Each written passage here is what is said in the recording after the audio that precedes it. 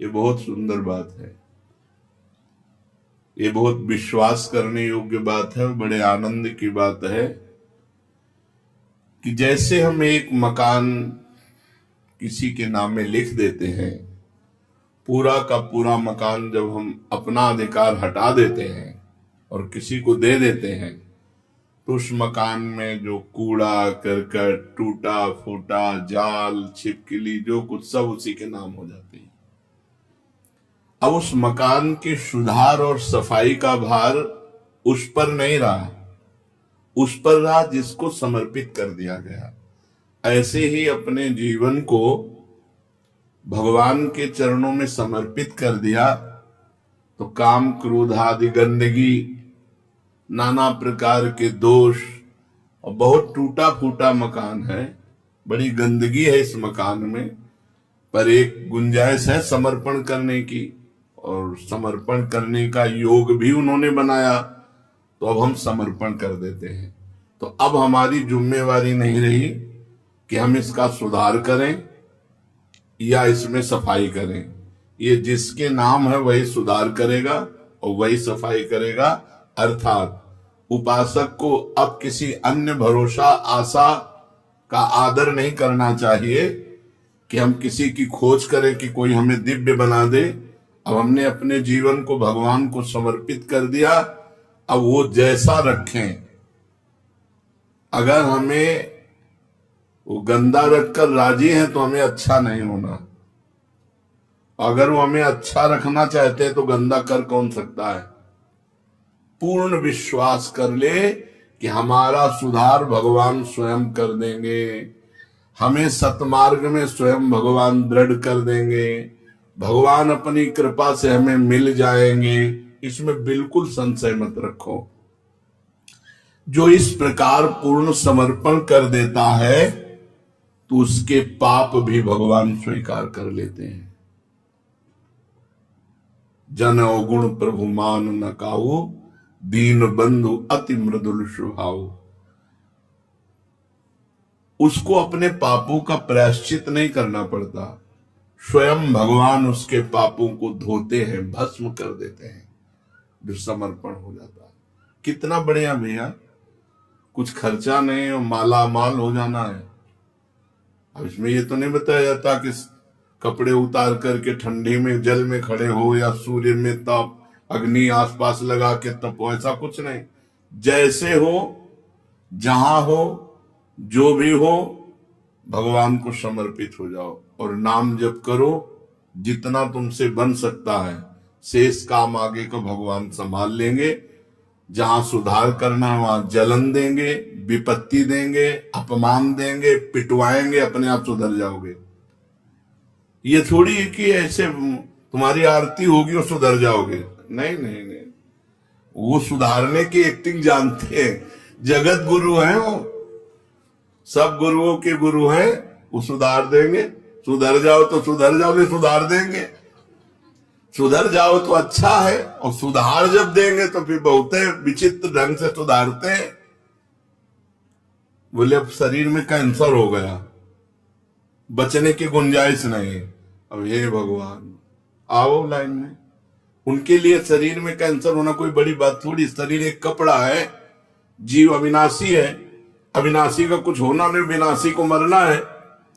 अब जहां शरीर का भरोसा था, शरीर के भोग थे, शरीर से आनंदित हो रहे थे, अब शरीर में आ गया कि बचने की आशा नहीं है, तो फिर जब बचने की आशा नहीं होती तब ऐसे होता है, हे नाथ अंदर से कि अब तो मैं आपकी, वो उसी समय काम बन गया।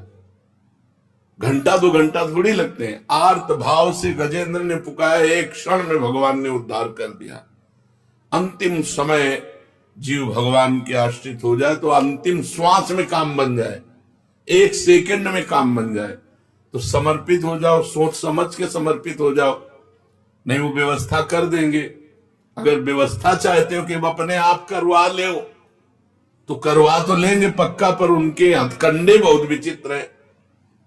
ऐसे हथकंडे विचित्र है कि ऐसा लगेगा कि अब जीना मुश्किल है। तब कहेंगे हमारा रास्ता है, आओ।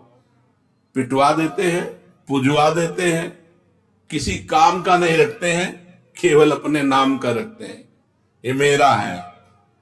अब जैसे कुम्हार मिट्टी को कूट कूट करके मसल मसल करके एक कंकड़ी ना रह जाए, अगर एक कंकड़ी रह गई तो वहीं से बर्तन फूट जाएगा। इतनी सरसों जैसी कंकड़ी रह जाए तो पूरा घड़ा बेकार हो गया। ऐसे ही भगवान कूट कूट करके अपने भक्त को बिल्कुल निराभिमान, दैन्य, सरस, सहज, सरल ऐसे बना देते हैं। वैसे बनाएंगे तो वही, लेकिन हमें लगता है जितनी सामर्थ्य दी पहले बन जाओ फटाफट, उनके ऊपर मत छोड़ो। नहीं, वो अपना जब प्रोसेस शुरू करते हैं तो दोनों किडनी फेल। जिस आश्रम में रह रहे हो उससे भी निकाल दिए गए।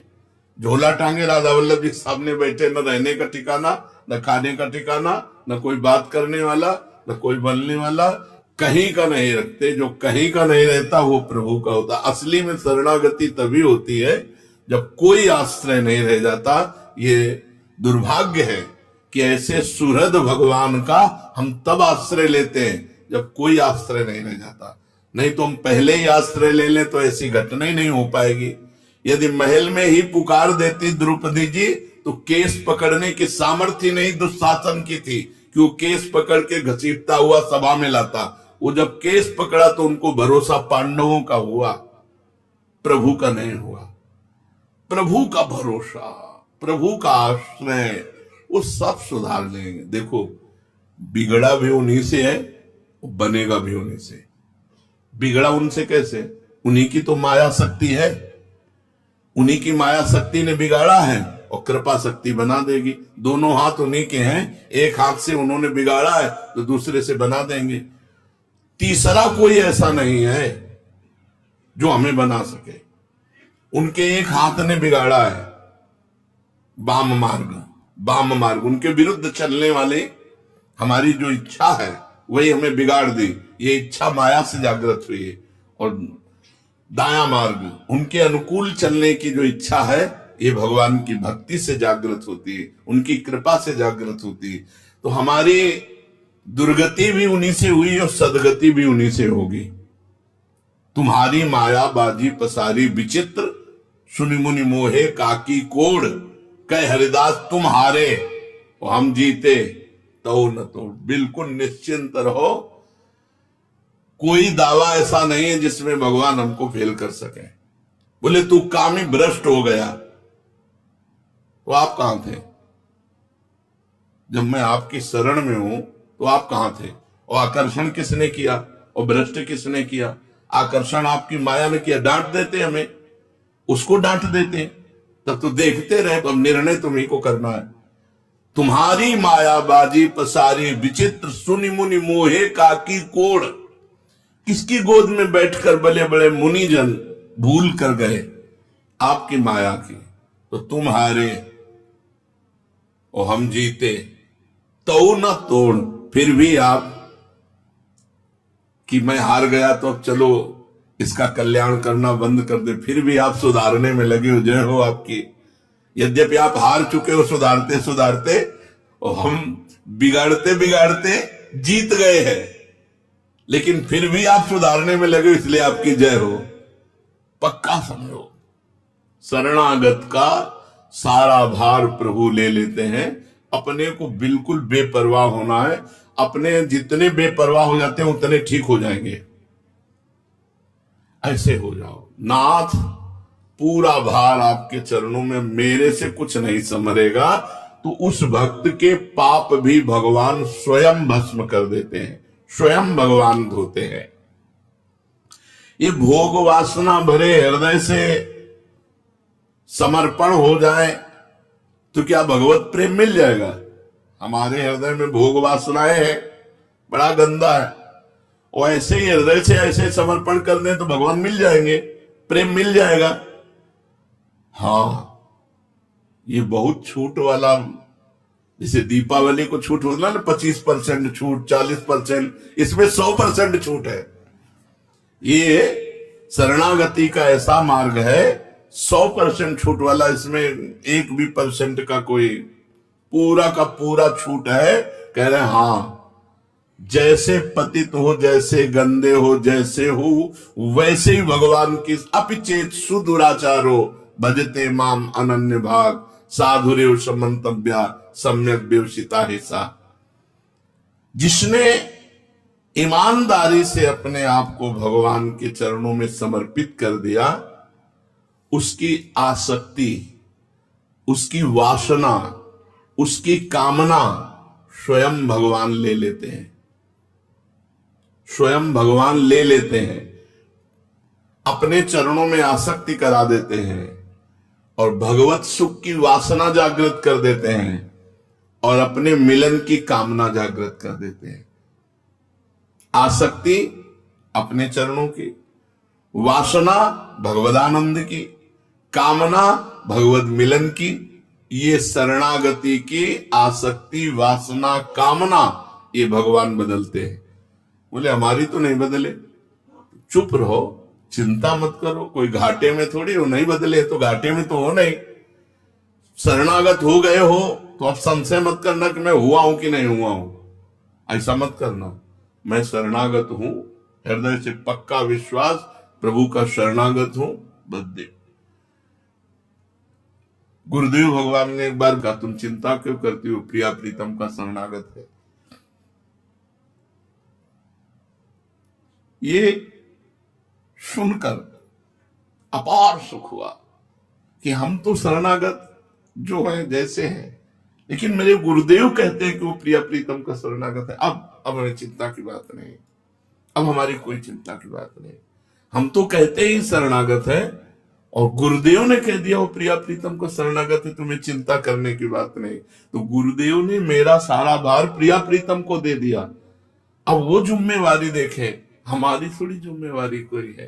तो हम अपनी शरणागति पर कभी प्रश्नवाचक चिन्ह न लगावे कि पता नहीं हमारी उस कोटि की शरणागति है कि नहीं, जिस कोटि में भगवान ऐसे कामना, वासना, आसक्ति का परिवर्तन कर देते हैं। कोटि वोटि हम नहीं जानते, हम जितने हैं जैसे हैं आपके हैं।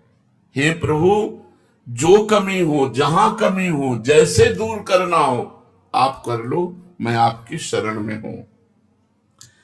शरणापन्न भक्त को कोई कर्म करना चाहिए, हां, वो अथक परिश्रम करता है, वो कायर थोड़ी होता है। शरणागत भक्त अथक परिश्रम करता है, रात दिन प्रभु की आज्ञा का पालन करने के लिए वो सेवा में तत्पर रहता है। वो कायर नहीं होता कि बैठा है पैर पे पैर चढ़ाए और तो प्रभु की शरण, ऐसा नहीं। जो दिनचर्या है, जो कार्य है, वो तत्परता पूर्वक करता है, पर वो कार्य करता नहीं है। वो देख रहा है भगवान यंत्रवत मेरे से करवा रहे हैं, उसका कोई फल, उसकी कोई कामना नहीं, कोई वासना नहीं। उसके कर्म भाव से होते हैं, प्रातः से लेकर शयन तक। उस पर इतनी भगवान की कृपा होती है कि स्वयं भगवान प्रतिपल उसके समीप रहते हैं, उसकी चिंता करते हुए। यह शरणागति का आनंद है, प्रतिपल भगवान समीप रहते हैं उसकी चिंता करते हुए। भगवान का हृदय उमड़ता रहता है उसके प्रति कि ये मेरा है, मेरे को समर्पित है। जीव मात्र में भगवान की प्रीति है, सम्मम प्रिय सम्मम उपजाए। पर भगवान संग का और कृपा का अनुभव उसे ही कराते हैं जो शरणागत है। सब पर भगवान की प्रीति है, सब मम प्रिय सब मम उपजाए। पर कहते हैं मामेव ये प्रपद्यन्ते, तो माया में ताम तरंते। माया से वही तर सकता है जो मेरी शरण में आ गया। मामेव ये प्रपद्यन्ते, भगवान कहते हैं मत चित्ता मत प्रसादात सर्व दुर्गाणि तरिष्यति। जिसने मेरे को चित्त दे दिया तो मेरी कृपा से वो समस्त दुर्गुणों से पार हो जाता है। कहते हैं कि भगवान के एक बार सन्मुख हो जाओ तो सारे पाप भस्म हो जाते हैं। तो ये एक बार सन्मुख होना क्या है?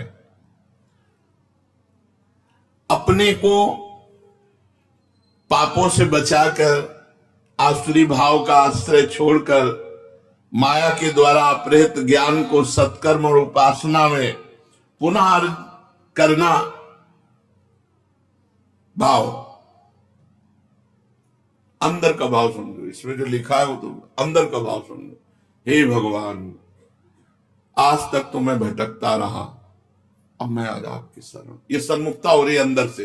हे भगवान, आज तक भटकता रहा, कहां कैसे सुख मिले, कैसे शांति मिले, कैसे आनंद मिले, दया निधान, जीवन बर्बाद हो गया, कुछ लाभ नहीं मिला, अब मैं आपकी शरण में। ये सन्मुखता, जीव संसार से पीठ करके जब भगवान की तरफ होता है तो उसमें समस्त भागवतिक सद्गुण जागृत होने लगते हैं, और उसी क्षण सन्मुख होए जीव मुई जबहि, जन्म कोटि अगनाशों तवहि, करोड़ों जन्मों के पाप नष्ट कर देते हैं। तो बोले फिर भोग क्यों भोगना पड़ता है?